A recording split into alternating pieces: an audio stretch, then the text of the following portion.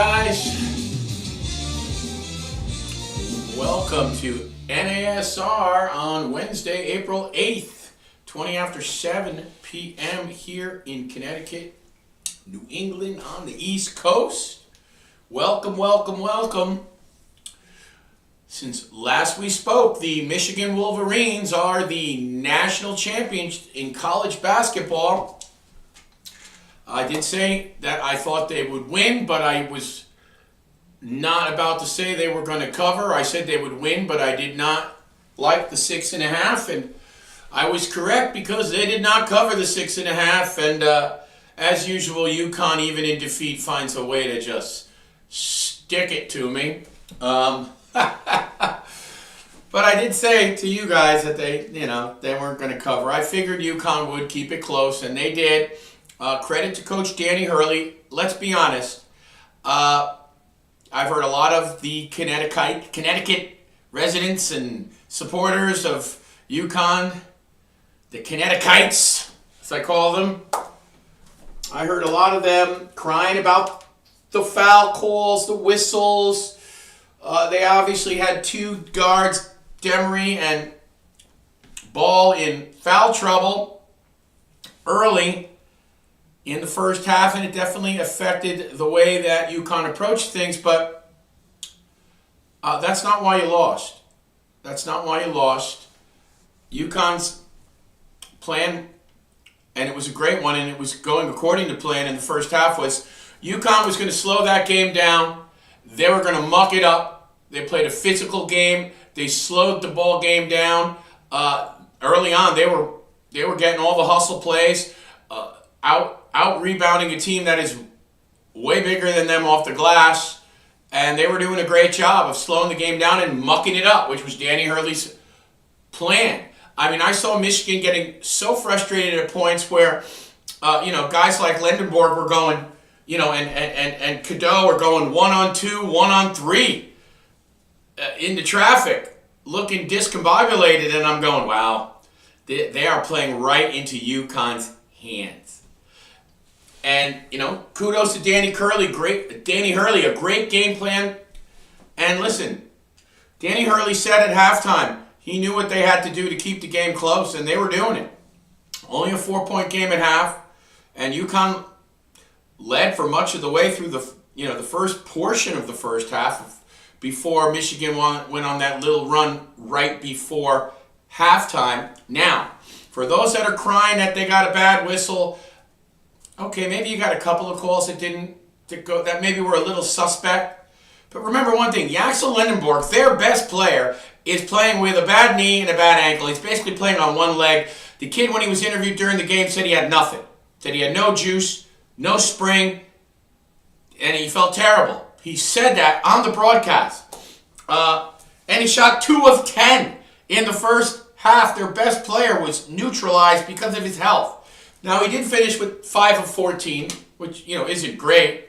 You're talking, he shot 37% on the night. He did finish with 13 points, and he did have a couple of buckets late that were big and a couple of clutch free throws, but he was not himself. So if you want to cry a little bit about the getting into foul trouble in the first half with maybe some unfavorable whistles, you can equally say, well, their best player was playing at freaking 40%, 30%. So they didn't have the juice from their best player. That evens things out. And for the record, Michigan is the better team. And eventually, the cream rose to the top. Even Mara only had 8 points, the big 7'3" center. They could have literally posted him up every time, but they didn't. Michigan got out of their game. Again, credit to Coach Hurley and UConn. They mucked the game up. They were playing their game, but eventually in the second half and right at the end of the first half, you saw the talent of Michigan just too much for UConn. Elliot Cadeau, the guard, 19 points, and this was with Michigan going 0 for 11 from 3. I think they finished the game 3 for 18 from three-point land, so they didn't hit a lot of threes. They did hit a couple in the second half. Cadeau, 19 points, led the way for the Wolverines. Also, Morez Johnson down low, 12 points, 10 rebounds, double-double. Listen, with Mara and Johnson down low, those guys are NBA players. They were blocking shots, and eventually they won the battle of the glass. What UConn was doing with hustle plays in the first half, by the end of that first half and all through the second half, Michigan owned the glass. I can't tell you how many shots they blocked. Defensively with Johnson and Mara down low and Lendenborg, their two forwards in their center, they were just big NBA players. Big NBA players. And they were just too much for UConn. You lost the battle on the boards. Defensively, they were better. And then Cadeau had a great game, 19 points. That's really why you lost.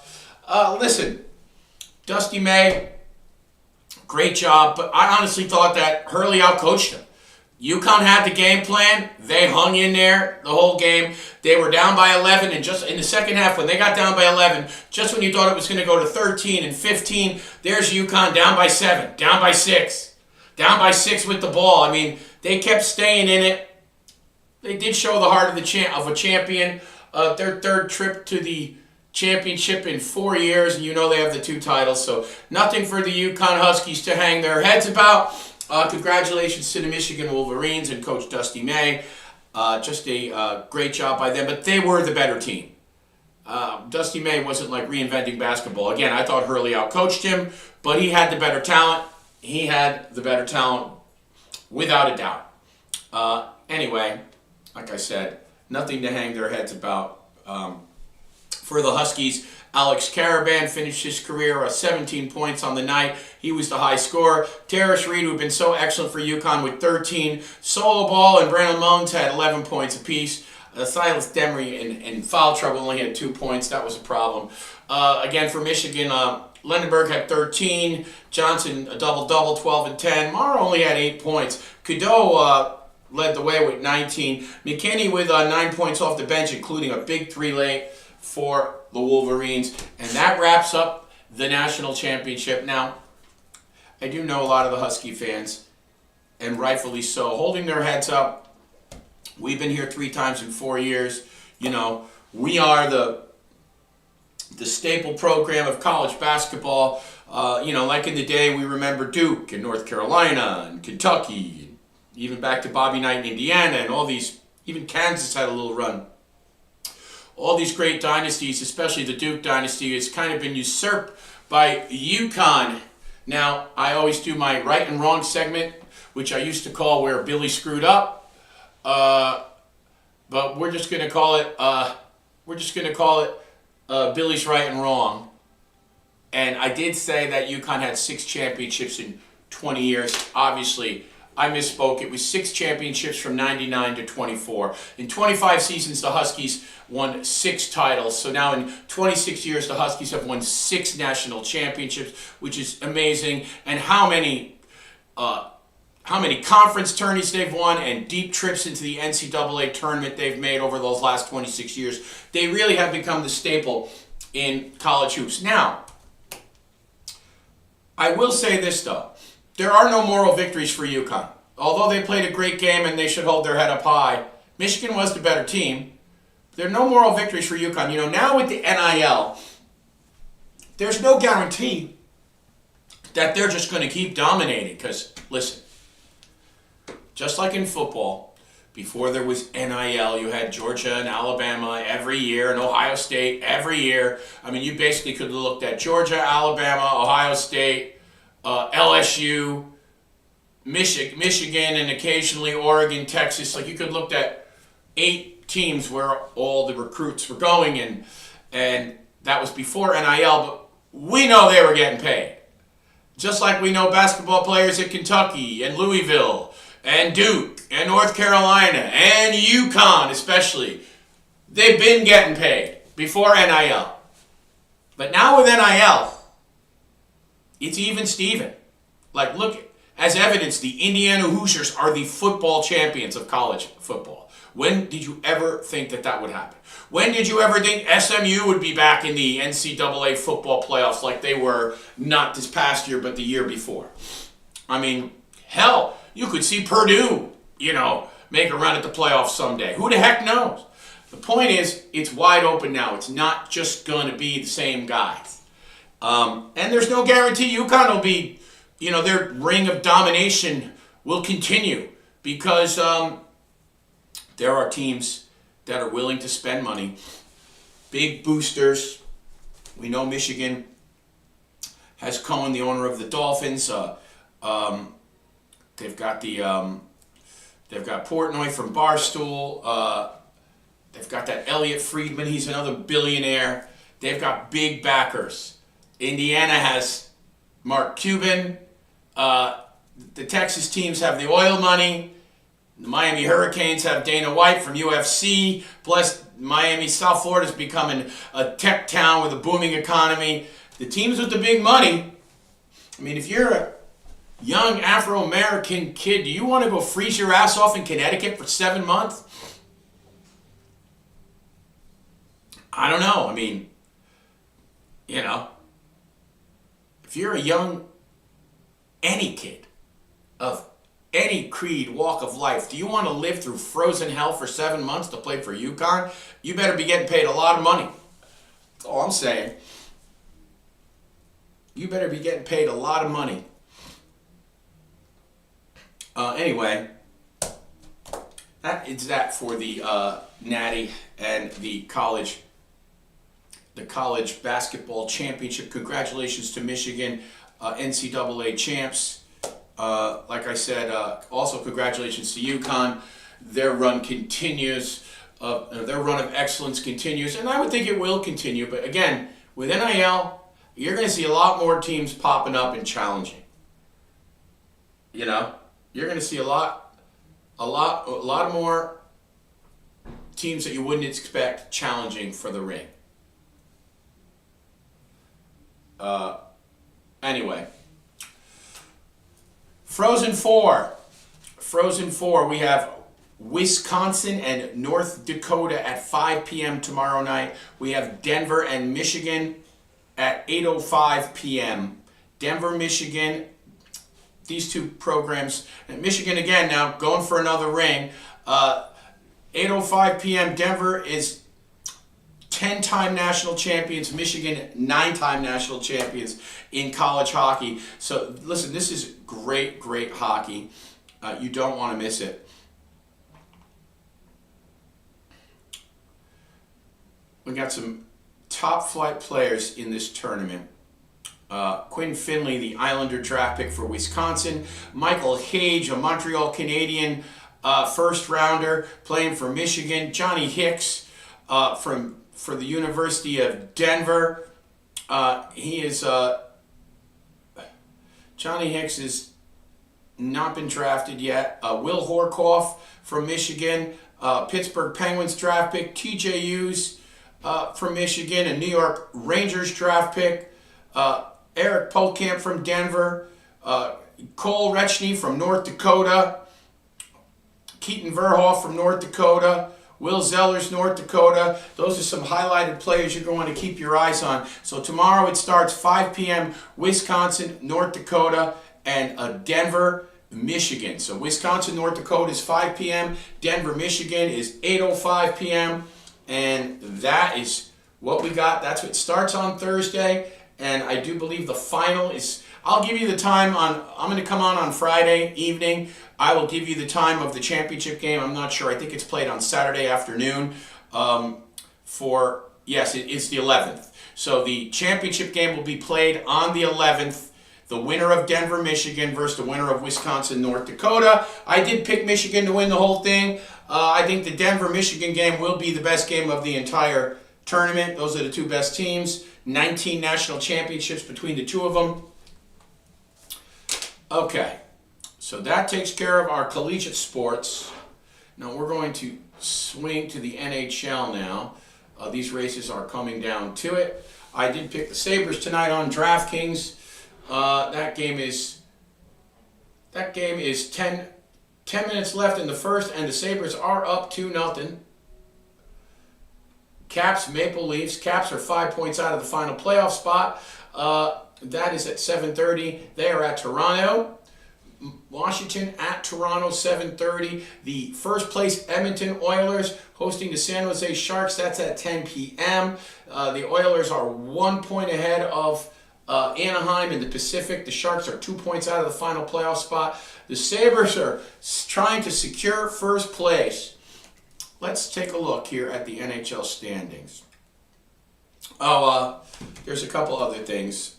So, I got slammed a little on the chat board here and in some of my messages. Again, you can always message me on the chat here at the YouTube channel. Please subscribe to North American Sports Report. Also, you can follow me on Facebook and Instagram and X, but follow Billy DiNapoli on those three outlets. Subscribe to North American Sports Report YouTube channel. You can chat with me there. You can chat with me on Facebook. You can also message me at the station number 203-451-3379 here where we do our podcast. I did get slammed a little for my abuse of Gino Auriemma, the UConn women's coach. And you know what? I'm not backing off on that. I stand by every word I said. Gino acted like a little whiny punk bitch, sore-ass loser, spoiled sport, poor sportsmanship. Everything I said, I stick to. I don't care if it upset people. I think Saint Gino is untouchable. What he did was Bush League. He was in that lame-ass excuse that he offered up, which was just bullshit. He disrespected Dawn Staley, wagged a finger in his face, and freaking yelled at her when he should have just said, "Congratulations, coach," shook her hand and patted her on the back. Now, he posted an apology, probably because, he was made to do so the day after. And, his excuse was nonsense. Nobody believes that you were supposed to shake hands before the game, and that's why you were annoyed because she didn't shake your hand before the game, which we also found out that pictures showed that they actually did meet before the game and shake hands. So Gino just straight lied about that, thinking that he didn't get caught on camera because they had pictures of him shaking Dawn Staley's hand before the game. So she did show up for that. And like she said, she didn't even remember shaking his hand, but she did. She said, "I didn't think I had misplayed any etiquette." He was just a sore-ass loser, crybaby. And that's what he was doing. He was being a crybaby. He was like a 3-year-old who had, been kicked out of the sandbox. Anyway, it was just poor sportsmanship all the way around. Bad look for college basketball. And listen, women's college basketball don't got much juice anyway. And what were they talking about? The UCLA-South Carolina day where UCLA embarrassed South Carolina and won the Natty? All they were talking about was the Gino incident. It overshadowed the entire women's game, the championship game. All they were talking about was the Gino incident, which just personifies what a bad look that was. And so Gino issued his apology, and then in his apology, he apologized to the University of South Carolina and their administration and the staff. Never did he say Dawn Staley. Never did he even mention her name or her by name, which again, that's just some crybaby, whiny bullshit. So I'm sorry, anybody that has a problem with how I feel about Gino Auriemma. The guy's got a freaking stacked deck. He whips up on teams, and here's a guy that never lets up on teams. He whips them by 50 points when he gets the chance. He is the worst at that. And then he's got to lose once in 54 games, and he can't take it. He's got to throw a freaking hissy fit tantrum. Crybaby.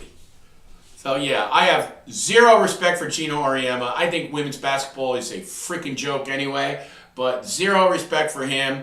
If anybody doesn't like it, too bad. That's what I feel about it. That's how I feel about Gino Auriemma and the Lady Huskies. Again, I told you guys, I used to coach hockey. If I take my 20 and unders and play them against my 14 and unders, the 20 and unders would win every damn game because they're just older and better.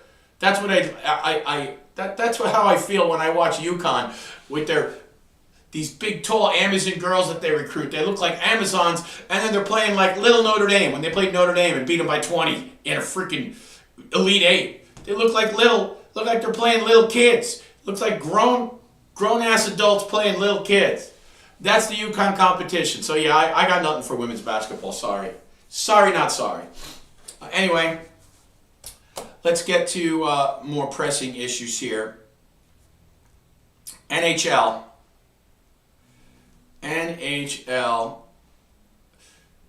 Yeah, I know all the UConn fans. They think that they're just going to be back every year.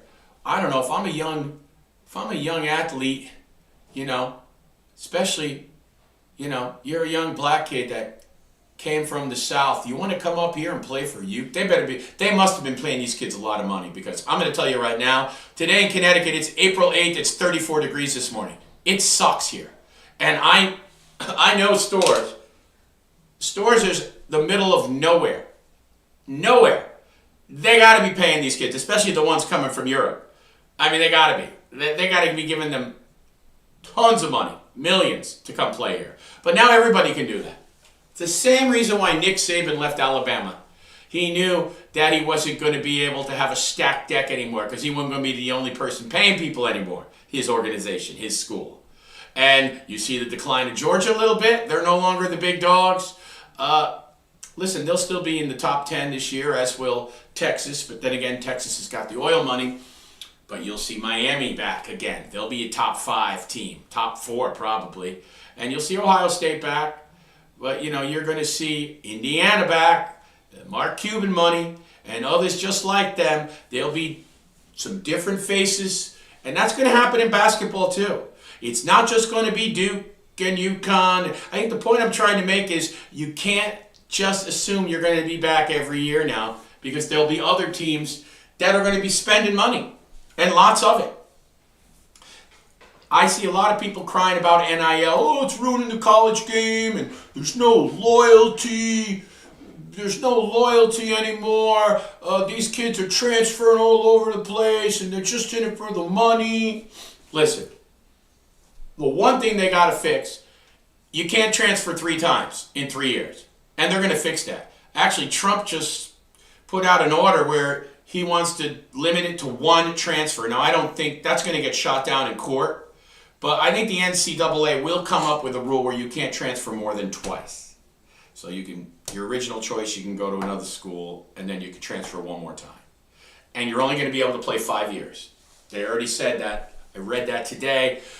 These kids are not going to be able to stay in school 6 years till they're 24. That's not going to happen. Some guys stayed there 7 years. That's not going to happen anymore. You're going to get from the time you graduate high school, you're going to get 5 years. So at most, by 23, every single kid's going to be out of college, which, listen, it's looked a little bit like professional football. We were watching Indiana and Miami play in the national championship game, and the average age of the Indiana Hoosiers is 24. It's like you're watching an NFL game. And basketball's become that too. But here's the good part. You're seeing a better product, number 1. Way better product. Number 2, kids are actually staying in school longer. You don't have the one and dones, because they could stay in college and make money. They don't have to jump to the NBA where they're not ready.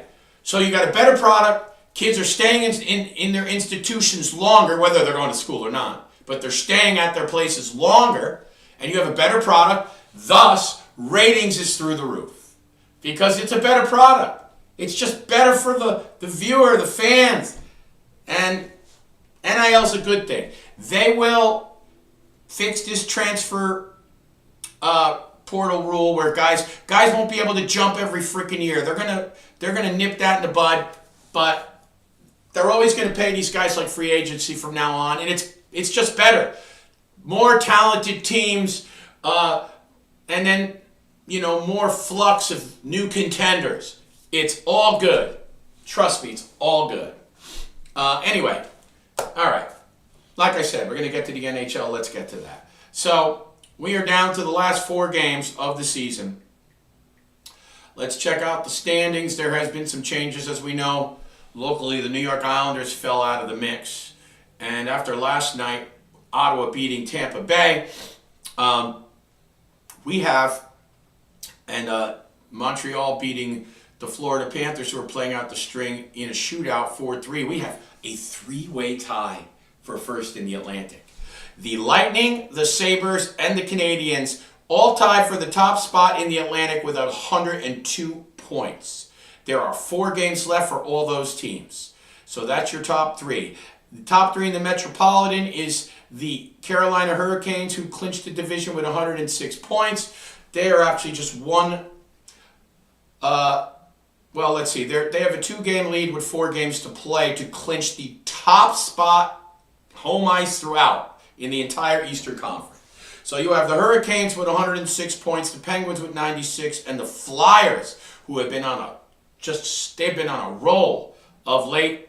They're now 3rd in the Met. So you have the Lightning, Sabres, Canadiens in the Atlantic. You have the Hurricanes, Penguins, Flyers in the Metropolitan. And your wild cards right now are currently the Bruins with 96 points and the Ottawa Senators and Brady Tkachuk with 92. Closest to that, you have the Blue Jackets, 90 points, 2 points out. The Red Wings and the Islanders, 3 points out. All these teams have 4 games to play. Those are your contenders. Let's take a look at the Western Conference. The Western Conference, Colorado 112 points, 51, 16, and 10. Colorado's wrapped up the top spot in the West. The Dallas Stars and the Minnesota Wild are still jockeying for the 2 and 3. The Stars with 104 points, the Wild with the 102, and that would give the Stars home ice in the first round. Okay. In the Pacific, the Oilers have moved ahead of the Ducks now, 39, 29, and 10, 88 points. They are tied with the Golden Knights, who after last night's victory are 36, 26, and 16, 88 points as well. So the Oilers and the Golden Knights, the Knights who have gone 4-0 since hiring John Tortorella. The Islanders looking for that same kind of juice. But I think the Islander move with Peter DeBoer is also, that's for long term. DeBoer's a great coach. I think the players were not getting the message from Patrick Roy. I think that was a long-term move, even though they're hoping for some lightning in a bottle. I'm not sure they're going to get it. The Ducks have 87 points. They have fallen out of first place. They are 1 point behind Vegas and Edmonton. So you have Avalanche, Stars, Wild, Oilers, Knights, Ducks. And your wild cards at this moment are the Utah Mammoth with 88 points and the Nashville Predators with 84. Nashville lost an extra session game to the Kings the other night, and the Kings had popped to a point ahead of them, but Nashville wins last night 5-0 at Anaheim, and now Nashville is 1 point ahead and holding on to that final wild card spot with 84 points. So Mammoth and Predators are your 2 wild cards. The closest is the Sharks, now 3 points out. The Sharks are now 3 points out. The Jets 4 points out. All these teams with 4 games to play. And actually the Sharks have 6 games to play. The Sharks have a game in hand on LA and 2 games in. They have a game in hand on LA. They're even with So okay, San Jose has 2 games in hand on the Predators. They have 2 games in hand on the Predators and 1 game in hand on the LA Kings. So there you have it. Avalanche, Stars, Wild, Oilers, Knights, Ducks. Your wild cards are Predators, Mammoth, and Predators. Predators with the final spot with 84 points. Like I said, you have the Kings just 1 point behind. The Sharks are 3 points behind. And the Jets are 4 points behind with 5 games to go. That is what we have in the NHL tonight. The Sabres trying to take the top spot in the Atlantic. They currently lead the Rangers 2-1 at the end of the first. Caps and Leafs are scoreless. Oilers and Sharks at 10 o'clock, and that's a big game for both teams. Oilers trying to hold on to first, and again, the Sharks 3 points out of the final playoff spot. Let's take a look at the NBA. Yes, that's right. I'm going to the NBA here. We're just going to do playoffs here. Pistons top spot in the East, Celtics second, Knicks third, Cavs fourth, Hawks 5, Raptors 6. Your play-ins are Sixers, Magic, Hornets, Heat. That's your 7 through 10. Sixers, Magic, Hornet, Heat. The Pistons are 57 and 22. The Celtics 54 and 25. So the Pistons have a 3-game lead. They have a 3-game lead, and let's see, what do we got here? We got 3 games to go. 3 games left. They got a 3-game lead with 3 games to go. That's probably how that's going to shake out. Now, Western Conference. The OKC Thunder, the defending champs, 63-16. They're in first. The Spurs, 60-19. What a great year they've had. They're 3 points back with Wembanyama. Wembanyama did suffer an injury. He suffered a lower body. Listen, if he doesn't play in the first round, they're going to lose. He has been such a huge part of their team. He is questionable for the first round of the playoffs. He's definitely not going to play in the final 3 games of the season.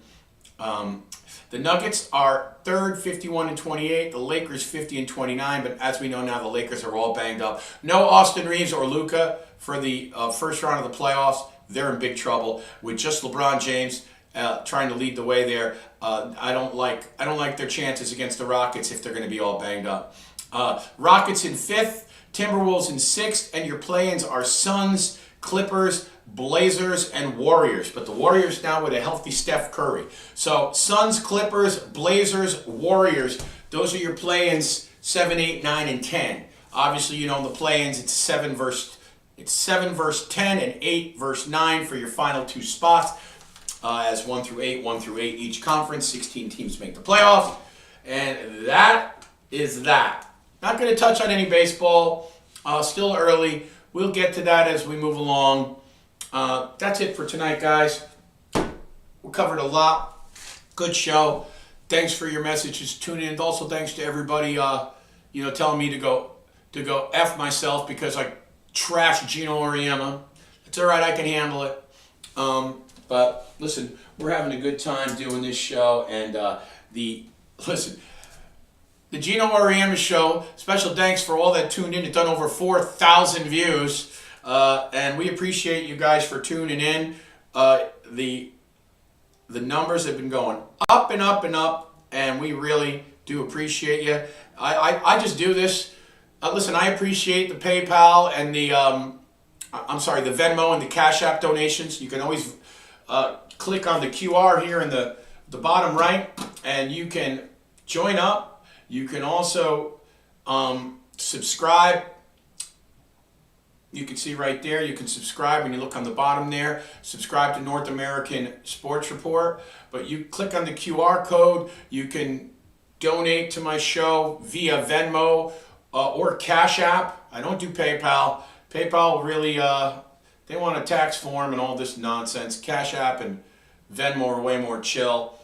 So you can donate there, and I appreciate all that. But I don't really do this for any money. I do this for the interaction and all the people getting into it and talking sports with you, the fans. That's the reason why I do it. And that's the reason why I'm going to continue to do it.